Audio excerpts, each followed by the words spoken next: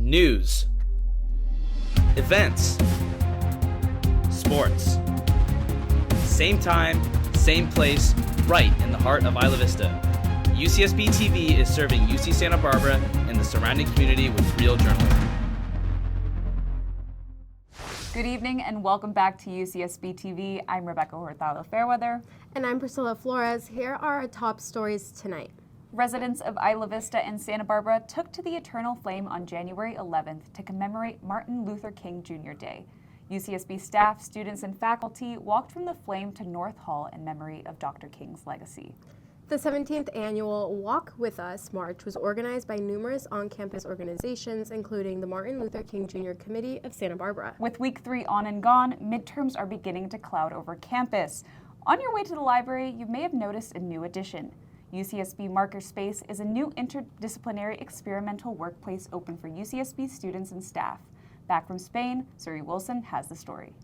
Hello, I am currently standing in UCSB's Makerspace, a new interdisciplinary and experimental workplace in UCSB's library for students, faculty, and staff. The Makerspace opened its doors for the first time on January 8th, with welcome events occurring January 16th through the 19th. Located on the first floor ocean side of the library, UCSB's Makerspace offers a wide array of high-quality fabrication tools, peer mentorship, and resources for students, including 3D printers, laser cutters, and sewing machines. The Makerspace's grand opening comes after UCSB's library received a $50,000 grant from the UCSB Student Fee Advisory Committee. This committee reviews and recommends how the chancellor should spend the student services fee revenue each year. It supports programs that directly benefit UCSB students outside of the university's academic instruction. How did the Makerspace come to fruition from the initial idea to the final execution and now the final product? The Makerspace has been in the planning phase for about 2 years. So originally it was proposed by the university librarian as something that UC Santa Barbara should add to their campus resources, and it's been a big trend in a lot of other universities as well to have makerspaces accessible to their students. So from there it moved into the planning phase, and we had a working committee that worked on doing research on what the students would like to see, what other makerspaces and other universities are doing, and then finally into the implementation phase where we went ahead and purchased all of the equipment, put together the Canvas course and all of the training that's going into it, and now we are open, so hopefully lots of students will come by and check it out. What are your goals for the Makerspace? So my goal with the Makerspace is to give broad access to a lot of different technologies that students normally wouldn't have access to, and I'm really a firm believer that making is for everybody and that everybody benefits through having the ability to make things and problem solve and try out ideas, and if they go wrong, that it's okay because we can just go ahead and 3D print it again or laser cut it again, and it really allows you to step out of your comfort zone because with a lot of these design technologies, they're very low stakes and you can just go ahead and try it again and make a small change to your file, and you don't have to spend necessarily days reworking something to be able to prototype and ideate and try out new things. In what ways does the Makerspace promote interdisciplinary collaboration among students, faculty, and staff? The Makerspace is one of the only resources on campus that's free and open to all students regardless of their academic discipline. So in that sense, it is the meeting ground for students like engineering students and art students who might have access through other means on campus but don't necessarily have the opportunity to work on an art project with some sort of engineering component to it. So we're hoping we'll see a lot of students come in and be able to meet students who otherwise have contact with in their classes and see what sort of projects that they want to come up with. Also, with it being a prototyping space, I'm hoping this will be grounds for students to come up with research projects and mix prototypes for it, so that way if they have something that becomes more advanced, they can go ahead and then have a working prototype to show for their grant applications. I read online that one of the goals of Makerspace is to increase students' digital literacy. What is digital literacy and why is it important to teach and enhance it on UCSB's campus? So digital literacy is the ability to understand what's going on in computer programs, understand digital tools. So in a more broader sense, it also applies to being able to understand digital information, be able to suss out what is true, what's not true, but more specifically with these machines, so many of the machines that we have in the Makerspace are digital fabrication technologies, meaning that it takes some sort of computer element or computer-aided design in order to be able to have the machine do what you want it to do. So we hope that we can teach students about things like 3D modeling, 3D programming, coding, creating 2D files in programs like Adobe Illustrator. That way they have more confidence in working with these programs, and these programs are not just applicable to makerspace tools, but also can be really helpful on students' resumes whenever they go to apply to their job, and they can say, yes, I have used Adobe Illustrator and I know what it does and what it's for and things like that. And so the Makerspace had its grand opening last week. What is some feedback that you have gotten about the Makerspace? The biggest feedback we've gotten so far is just that students want more of it. We're still in the process of finalizing some of our Canvas trainings and getting more content up related to the Makerspace, and we just have a lot of students who are hungry for the knowledge and ready to start making. Beyond that, I think some of the feedback we've gotten is that they'd like to see more space and more room to make, so we'll see how that goes. We're still at the very beginning phases, but definitely open to more feedback as well from students on what sort of things that they'd like to see in the Makerspace and what sort of workshops they'd like for us to host. How do you see the space evolving, and where do you envision the Makerspace being in the future? With the Makerspace, us just being opened, I think we're going to continue to evolve a lot and see ourselves adding in more equipment. Right now, we are a little bit limited on space in terms of the amount of equipment we can add to this room, so I'd love to see us get access to more space and more room to grow and just more workspace for students to be able to expand on the volume of their projects and work at a larger scale. But in the short term, I think we'll start to see a lot more workshops evolving in terms of the types of workshops that we're holding, having it be a variety of things like introduction trainings to the basic machinery and fun projects of working on a project in a group, and then more programming as well. I'd love to see things like an artist in residence or maker in residence program that we're able to do, or like a quarterly project design challenge where students can come in and all be working on the same thing. So yeah, still in the very early stages, but there is a lot more to come. This new workplace is meant to foster problem solving, innovation, and creativity for students. The Makerspace is open to all UCSB students, faculty, and staff for academic research or personal exploration. In this environment, students can develop leadership and collaboration skills while they work on their creative projects. I'm the Makerspace assistant, and I handle like the day-to-day operations of the space, helping out my student staff, and kind of helping out any other students that are in the space and need help getting started with equipment. How did you contribute to the creation of the Makerspace? I used to be a student assistant, so I've been here for nearly the past 2 years now, kind of helping out with the layout of the space, researching the equipment that's in here, and helping write up the policy and kind of thinking about what the access and the training is going to look like. So what makes the UCSB Makerspace different from other collaborative and creative spaces at UCSB? We're the only space on the UCSB campus that's open to all majors, regardless of background, major, or experience. We're also the only space on campus that's open to all students, staff, and faculty. But how does Makerspace kind of address inclusivity and ensure accessibility for students from various backgrounds and disciplines? Yeah, we have all of the initial training and starter intro to the software. So regardless of if you've never done any 3D printing at all, you should be able to come in here and kind of get the help to get started. Within an hour, I think we've seen people come in and go from not knowing anything to having their first print queued in 40 minutes. We've got a ton of different equipment. We have 3D printers, laser cutters, soldering, plug-and-play electronics stations. We've got a Cricut cutter. We've got a pin button maker. We've got an embroidery machine, a sewing machine, a serger.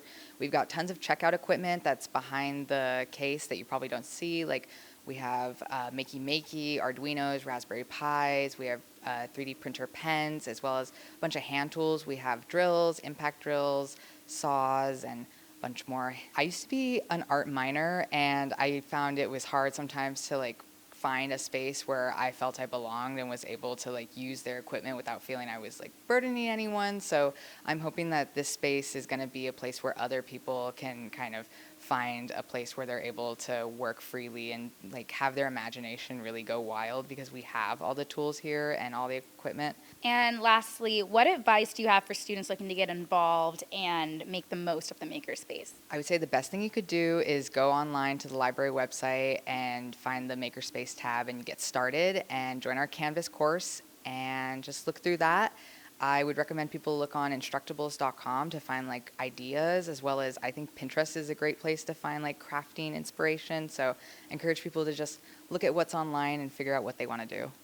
It's really cool, like seeing like all the people be able to like make things that they've been thinking of for a while, and like to be able to help them accomplish that process. It's really interesting to like see all the different ideas people have, and that's really cool for me. Yeah, I think the Makerspace has a lot to offer in terms of opportunities for personal development. Students get to explore interests that they may have outside of the classroom. This space is open regardless of people's majors or what they're interested in an academic sense. It's really just a place where people can express themselves, be themselves, and do what they want to do. One thing I really like is the variety of, it's not just like 3D printing or soldering or laser cutters. It's like all those things and more. And so that just allows you to like be exposed to and see so many different creative outlets that you wouldn't necessarily see otherwise. I really like how accessible the makerspace is. It's right in the library in the first floor, so anybody who's walking by can come in and visit, see what we're all about, get to know the equipment that we have and see what's possible. I hope that more people will just learn about it and come in, that the makerspace can expand one day and have more than what we currently have in the pursuit of meeting everyone's needs and interests. The Makerspace is open 9 a.m. to 5 p.m. Monday through Friday. With UCSB TV, I'm your news reporter, Zuri Wilson. See you next time. Thank you, Zuri. We are so happy to have you back on air with UCSB TV. Zuri has spent her last quarter studying abroad. We've missed her a lot. We have. It's also great to see a new addition to the library. It will be interesting to see how students enjoy the space during midterms. And in Isla Vista news, the town is set to see a new housing development. If you have walked to get a bagel from Bagel Cafe, you may have noticed a sign over what was once Hempwise. In the vacant space, St. George is planning on building housing. Francesca D'Agata has the story. Right here, across from the well-loved Isla Vista Bagel Cafe, St. George's and Associates are planning a new construction and demolition project. The property development company are planning to build a 10,000 square foot building with single occupancy rooms at 971 Embarcadero Del Mar. The building will be 3 stories and have 28 single rooms. It's no secret that housing in Isla Vista is scarce and hard to come by. So how will this new development help tackle the housing crisis? St. George's plans to first demolish the existing commercial building on 971 Embarcadero Del Mar, which stands at about 3,000 square feet. They will then build a 10,000 square foot building. Each room in the new development will have 1 twin bed, and each of the 5 room groups will share a restroom, kitchen, and common living space. Alongside the rooms, St. George's will be supplying 8 parking spaces and 10 bike parking spots. There will be an office on the first floor, and the building itself will be around 35 feet tall. Now, the project was scheduled to go to hearing, but was held up on public work standards. After slightly switching the position of the building, the project has been resubmitted and is now awaiting a new hearing. If the new proposal passes, we could be looking at the construction of the new building in just over a year from now. For UCSB TV, I'm Francesca D'Agata. Thank you, Francesca. It should be interesting to see how this story progresses. UCSB TV will keep their viewers updated with new developments. In other news, you may have heard of some chatter about an Oscar. That's right, award season is in full swing, and oh boy, it is getting riveting. We're excited to introduce this new segment tonight called Stork Talk. Jenna McGovern and Marroquin have all the pop culture you need to know. Hey Gauchos, welcome to Stork Talk, where we cover all things pop culture. I'm Marroquin. And I'm Jenna McGovern. Did you see the Oscar nominations this year? Oppenheimer, Poor Things, and Killers of the Flower Moon are dominating the categories right now. I know, I honestly don't think I can wait until March to see the winners. However, in the year of Barbie, 2 names were missing from the list of nominees. Greta Gerwig and Margot Robbie were completely snubbed in their respective categories. Honestly, Margot has won a lot, but I am surprised to see this after Jo Koy's embarrassing jabs at Barbie at the Golden Globes. Ken stepped in yet again to support his Barbie. Ryan Gosling is nominated for Best Supporting Actor, and he released a statement in support for Margot Robbie and Greta Gerwig and their lack of nominations this year. Barbie's up for Best Picture, and supporting actress America Ferrera is also nominated for Best Supporting Actress.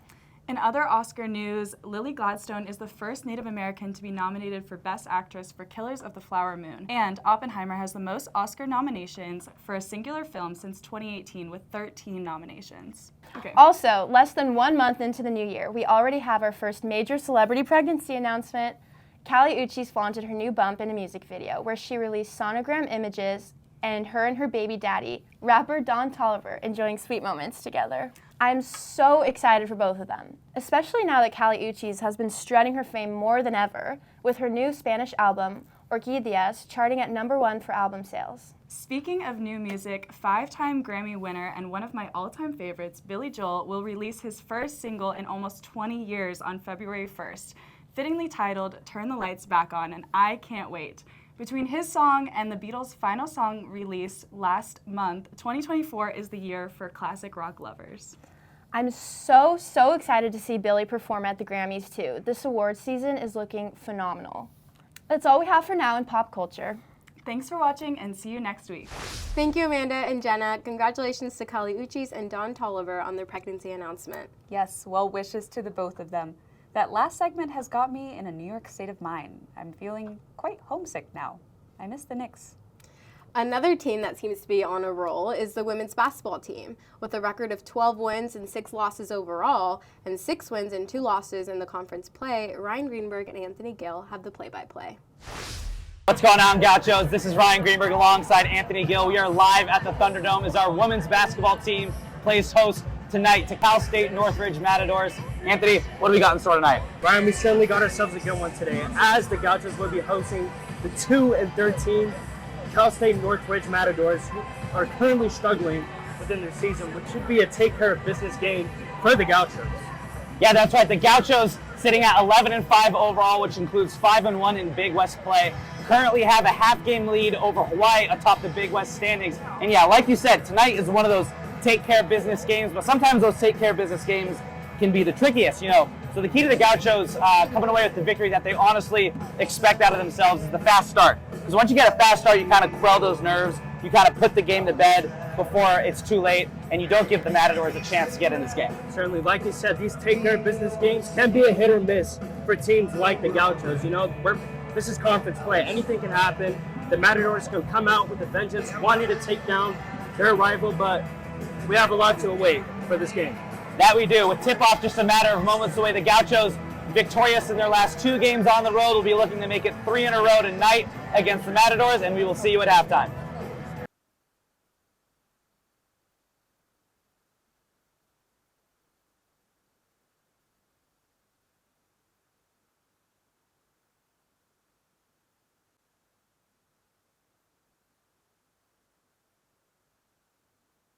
Welcome back. It is halftime. The Gauchos are up big. Ryan, run us through what we just saw.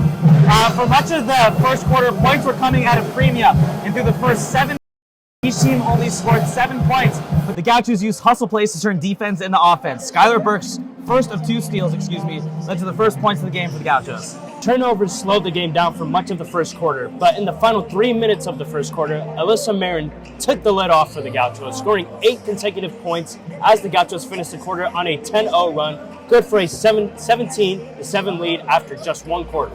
The Gauchos continued their torrent start into the second quarter with another 10-0 run, making that 18 unanswered points, forcing a Cal State Northridge timeout with less than 2 minutes into the quarter. The Gauchos made the score 25-7 before the Matadors would score again, and then after that score, the Gauchos rattled off another 12 unanswered points afterwards. The half would end 39-19 in favor of the Gauchos, with the Gauchos being dominant on both ends of the floor.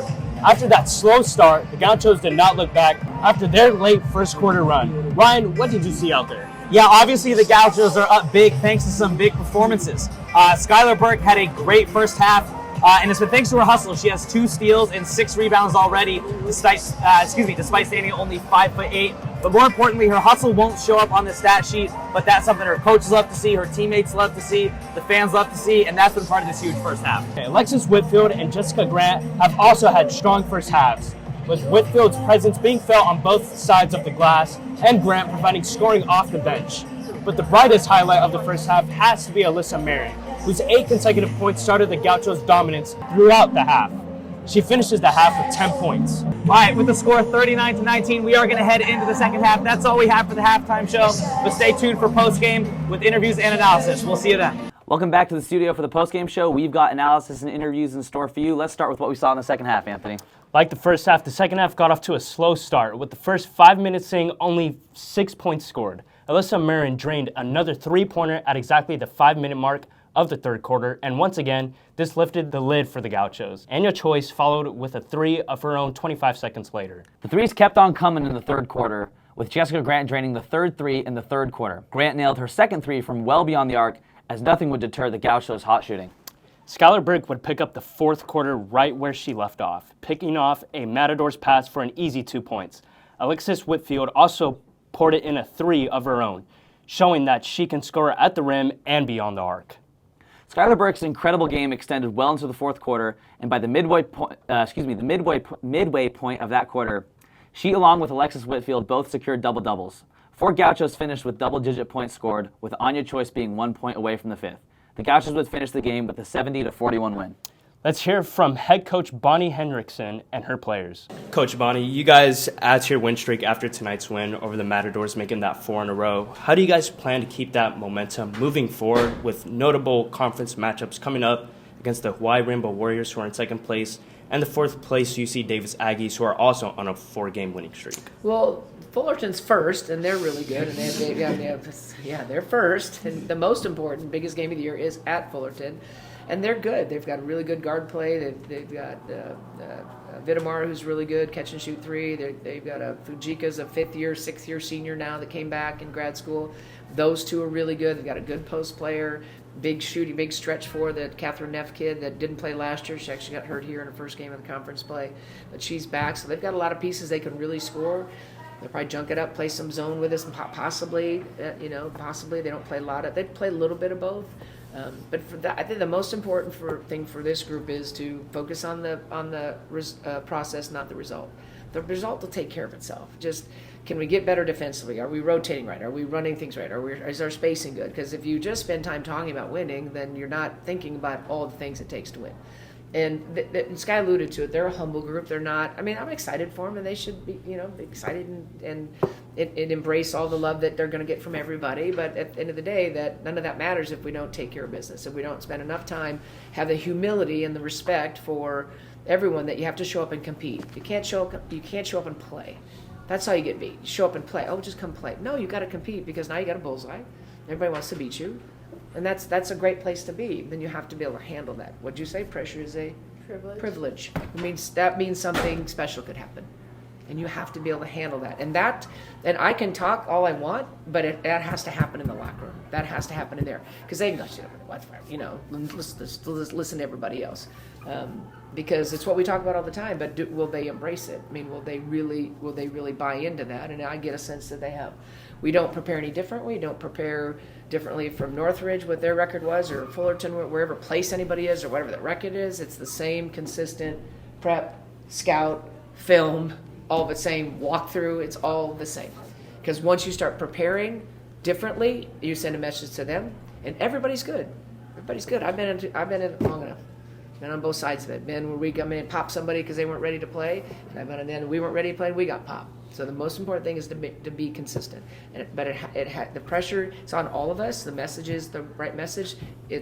Are they willing to embrace it and have the humility and respect enough to show up to compete every day? And right now we've been there. That's where we are, and I would be shocked if it's any different. Skylar, your rebounding has been a big topic of discussion. Do you think that's more of like a skill and technique thing, or a heart and hustle thing, or somewhere in between? I would say it's somewhere in between, but I think it's a lot of hustle and heart for sure to go. But there's like some factors, like I guess like reading a rebound, or like not just jumping over the back. Like I get caught sometimes getting offensive foul, like jumping over the back instead of trying to get around somebody. But really it's just like having the hustle and heart just to like go and try to get around somebody, try to get in. It's hard work. It's hard work chasing from the three-point line. Because she's not a post player, foot from the rim, just grabbing it. Not that it's not hard for those guys. I mean, you think of the distance she covers to go get it. Well, that's all we have for you tonight. We'll see you next week with all the sports, news, and events here in the heart of Isla Vista. I'm Rebecca Hurtado Fairweather. And I'm Pricila Flores, and you're watching UCSB TV.